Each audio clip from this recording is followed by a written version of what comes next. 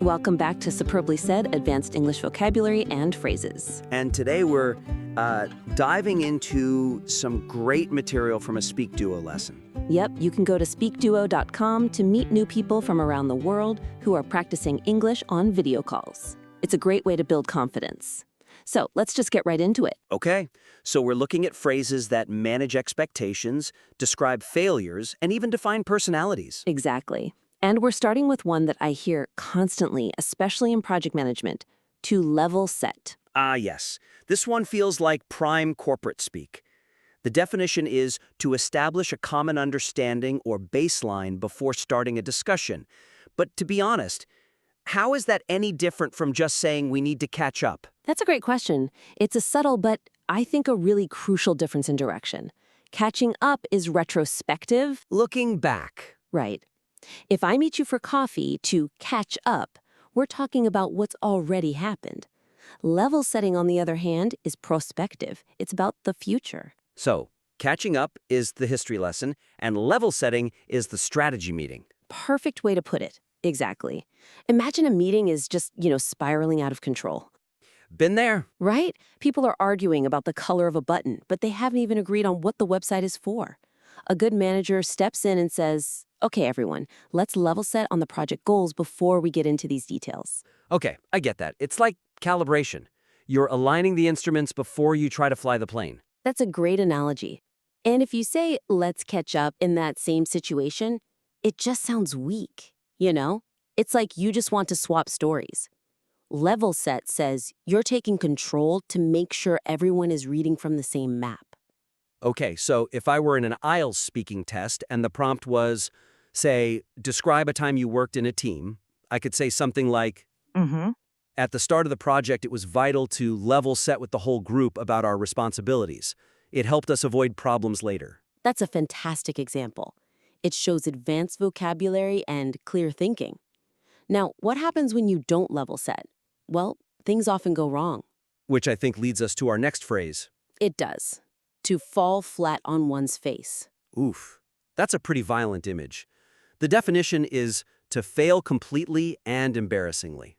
The key word there is definitely embarrassingly. Right? Because you can just fail. I can fail a math test quietly and no one has to know. I could fail to fix my kitchen sink and just call a plumber. And that's not really falling flat on my face. No, not at all. Falling flat on your face, it requires an audience. It implies there was a high degree of expectation. You stood up, you made a big promise, and then splat. Yeah, it has this kind of slapstick comedy feel to it, like a clown slipping on a banana peel in front of a crowd. Exactly. Think about a huge tech product launch. The CEO's on stage, lights, music. He holds up this new amazing device and it just doesn't turn on. That is the definition of falling flat on your face. It really is. In a work context, you might say to a friend, I'm terrified this presentation is going to fall flat on its face. I just haven't had enough time to prepare. It really captures that fear of public humiliation. It's so much stronger than just saying I might mess up. It's more like I might look like a total idiot in front of everyone. Okay, so moving from that very public embarrassment to the things we try to keep private, let's talk about the verb to withhold. That feels like a heavy word. To refuse to give something that is due to or desired by another. People often confuse it with just hiding something. But there's a power dynamic in withholding that just isn't there in hiding. Right. So if I hide my diary, that's just my privacy. I don't owe you my diary. Exactly. But if I withhold information from you during a negotiation, it implies you have a right to that information or you need it, and I am actively, consciously blocking you from getting it. It feels manipulative, like something out of a legal drama. The witness withheld crucial evidence from the court. Or even in an HR context, my manager is withholding feedback. That's a serious accusation. It suggests the manager has a professional duty to help you improve, but they're refusing. So it's like a breach of an unspoken contract. It is. So in an interview, talking about leadership, you might say, a bad leader withholds credit when the team does well, but a good leader makes sure to share it. That's a perfect use. It really highlights that blockage of a transaction. Now, sometimes we don't withhold information, and we try our best to level set. But, the universe just has other plans. And that's when things Go awry. I love the sound of that word. Awry. Not awry. Awry. It means to go wrong, to not happen as planned. But how is this different from just, say, making a mistake? Well, a person makes a mistake. A process or a plan or a situation that goes awry. You wouldn't say, I went awry this morning. No. You'd say, my morning routine went awry. Ah, I see. It suggests a deviation. The plan was a straight line, and then suddenly the line went completely crooked. That's it, exactly. It really captures the sense of chaos. Imagine you're planning a wedding. You've got everything organized, and then it starts to pour rain, the band gets lost, and the cake collapses. Right. You'd say the whole wedding went awry. It's a very sophisticated way to describe a situation spiraling out of control without putting the blame on one specific person. So it's diplomatic. Very. In a business report, instead of saying, we totally messed up the logistics, you might write, unfortunately, the logistical plan went awry due to unforeseen circumstances. It takes the blame away from the person and puts it on the situation itself. Very clever. All right, let's shift from processes to people. What about how we behave? There's a phrase for a very specific kind of conversation, to talk shop. To talk about your job or work matters with colleagues, even outside of work hours. Oh, I am so guilty of this. I think we all are at times, but it's important to distinguish this from, say, venting. Oh, huge difference. Yeah. Venting is all emotion. My boss is driving me crazy, or I can't stand the commute. Anyone can understand that. Talking shop is technical, it's exclusive. It's when you have two doctors at a dinner party discussing a specific surgical procedure in detail. Well, everyone else is just trying to eat their soup. Exactly. They're in their own world. I actually think I ruined a date once by doing this. I was out with someone not in my industry, and I bumped into a colleague. We just started talking shop, acronyms, project specs, deadlines, for probably 10 minutes straight. Oh no, what did your date do? Just sat there staring at the wall. It's so alienating, Talking shop means you're blurring that line between work and life, and you're excluding anyone who doesn't speak your specific professional language. So if you were asked about work-life balance, you could say something like, I make it a rule not to talk shop on weekends so I can fully disconnect. That shows you're aware of the boundary. Okay, speaking of personal habits, let's look at a trait that can be hard to control. A sweet tooth. A strong liking for sweet foods. Is this just another way of saying you're hungry or have cravings? No, not really. Hunger is a temporary state. I'm hungry. It goes away after you eat. A sweet tooth is a personality trait. It's like part of who you are. So even if I'm completely full from dinner, if I have a sweet tooth, I still want the cheesecake? You always want the cheesecake. It implies a consistent preference. You choose the sugary option over the salty one almost every time. We don't really say I have a salty tooth, though. It's just a sweet tooth. That's true. It's a great way to describe yourself socially, too. Like, I'm trying to eat healthy, but I have such a terrible sweet tooth.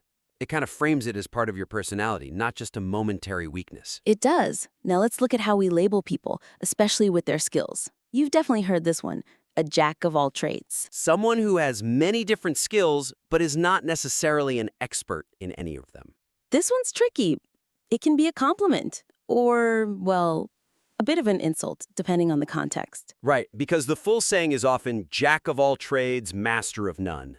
Which sounds negative. It sounds like you're saying, yeah, he can code and design and write a bit, but he's not actually great at any one of those things. But in a startup or, the gig economy, isn't that the ultimate compliment? Absolutely. If you're a small company, you can't afford 10 specialists.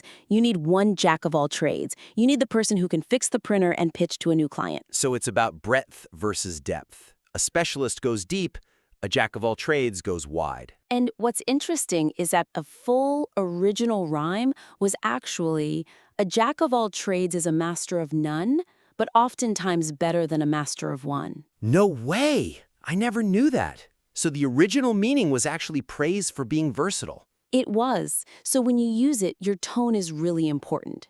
If you say, he's a real jack of all trades, with a smile, it's praise. If you say it with a sigh, it probably means he's unfocused. Okay, now let's contrast that with a label that is almost always negative. A penny pincher. A person who is unwilling to spend money, stingy. So how is this different from being, say, thrifty or frugal? I thought those were good things. Thrifty is smart. Thrifty means buying a winter coat on sale in the middle of summer. It's efficient. Penny pincher is obsessive. It focuses on the pennies, the tiny, insignificant amounts. It's the person who drives 20 minutes out of their way to a different gas station just to save like 3 cents a gallon. Yes! They actually end up losing time or money in the process. Or the boss who won't pay for a $10 a month software that would save the team hours of work every week. That is penny pinching. It prioritizes the cash over the value. It implies a real lack of vision. You're just looking at the cost, not the investment. Calling someone a penny pincher is definitely not a compliment. All right, finally, we have a label for the person you just didn't see coming. A dark horse. A person with a secret talent or ability that surprises everyone. People often mix this one up with the underdog. They're very different. An underdog is someone we all expect to lose. We see them, we know them, we might even feel a bit sorry for them. We root for them because the odds are so stacked against them. A dark horse is... Invisible. They're not even on the radar. It comes from horse racing, doesn't it? A horse that nobody knows anything about, with no history. Exactly. So in an office, the dark horse is the quiet guy from accounting who, in the middle of a crisis, suddenly reveals he speaks fluent Mandarin and saves the big international deal. Whoa. It's all about the element of surprise. You didn't even know they were in the race, and then they win. Right. So if you're describing a colleague who got a surprise promotion, you might say, wow, Sarah was a real dark horse for that director job. I didn't even know she'd applied. It's a cool image. Adds a bit of mystery and respect. Okay, we have covered a lot of ground today, from public failures to secret talents. And now it is time to see if any of it actually stuck. We're going to run a little quiz. I'll read a scenario and give you 3 options, A, B, and C. Your job is to pick the definition that best fits the idiom we've used. And don't feel rushed. If you need a moment to think, just hit the pause button. Let's do this. Question 1. Before starting the negotiation, the mediator suggested they level set with all parties. This means, option A, they should establish a common understanding of the primary objectives. Option B, they should adjust the physical seating to ensure everyone feels equal. Or option C, they should finalize the financial settlement before the talk begins. Remember, it's about alignment, not about furniture. Feel free to pause the podcast here if you need to think about the answer. And the answer is... Option A. To level set is to establish that common understanding. It's all about getting everyone on the same page before you begin. All right, question 2. The marketing campaign for the luxury car fell flat on its face despite the high budget. This implies, option A, the campaign was physically exhausting for the creative team involved. Option B, the campaign was a complete and highly embarrassing failure in the market. Or option C, the campaign was misunderstood by the demographic it was targeting. The correct answer is Option B. If something falls flat on its face, it's a total public embarrassing flop. It didn't just fail, it failed spectacularly. Question 3. During the performance review, the manager was accused of withholding critical feedback. She, option A, intentionally kept back information that the employee needed to improve. Option B, provided too much information, causing the employee to feel overwhelmed. Or option C, delayed the meeting until she had more evidence of the employee's work. Think about that power dynamic we talked about. She has it, the employee needs it. Which one is it? It's option A. To withhold is to intentionally keep something back that is due to someone else. Question 4. Despite our meticulous preparation, the logistical arrangements for the summit went awry. They, option A, were executed with surprising speed and efficiency by the local staff. Option B, exceeded the original budget due to unexpected international tax laws. Or option C, failed to happen as planned and resulted in several significant errors. Remember the straight line, what happened to the planned straight line. Pause now if you need to. And the solution is? Option C. To go awry means the plan failed to happen as intended and it resulted in errors or chaos. Okay, question 5. Even during the holiday dinner, the two engineers couldn't help but talk shop. They were: Option A, discussing the technical details of their work in a social setting. Option B, arguing about the cost of the meal compared to local market rates. Or Option C, planning a visit to a local store to purchase new hardware parts. Just remember my terrible date story. What were we doing? Go ahead and pause here. The answer has to be Option A. Talking shop is all about discussing work matters, usually technical ones, when you're supposed to be socializing. Question 6.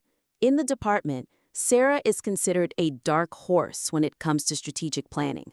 This means, Option A, she has a hidden talent for strategy that often surprises her peers. Option B, she is notoriously pessimistic about the success of any new project. Or Option C, she prefers to work late at night when the office is quiet and dark. She's not a pessimist, and she's not a vampire. Pause if you need a moment.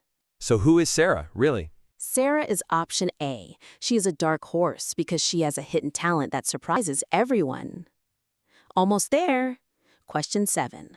The startup is looking for a jack of all trades to join their small operational team.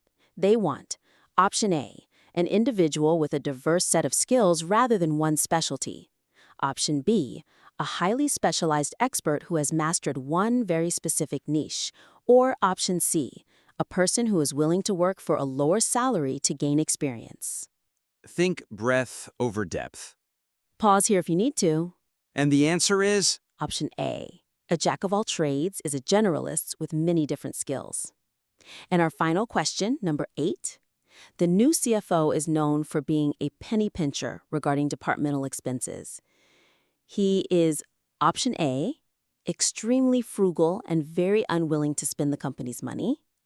Option B, very generous with the budget to ensure all teams have top tools. Or Option C, consistently late in approving the necessary financial transactions. Remember the reused tea bag. Pause for the final time. And the final answer is Option A. A penny pincher is someone who is stingy and hates spending money, often to an annoying and counterproductive degree. So how did everyone do? Did you get 8 out of 8? These nuances, they really matter. Knowing when to use level set instead of catch up, or penny pincher instead of thrifty, is what takes you from being a good English speaker to a truly advanced, effective communicator. It really helps you read the room. It helps you understand not just what people are saying, but how they're feeling it. If you found this discussion helpful, please head over to SpeakDuo.com. Meeting real people and practicing these idioms in actual conversations is the only way to make them your own. And please leave us a 5-star review if you enjoyed this. It really helps other learners find the show. Thanks for listening. Go out there and try not to let your plans go awry. Goodbye. Bye.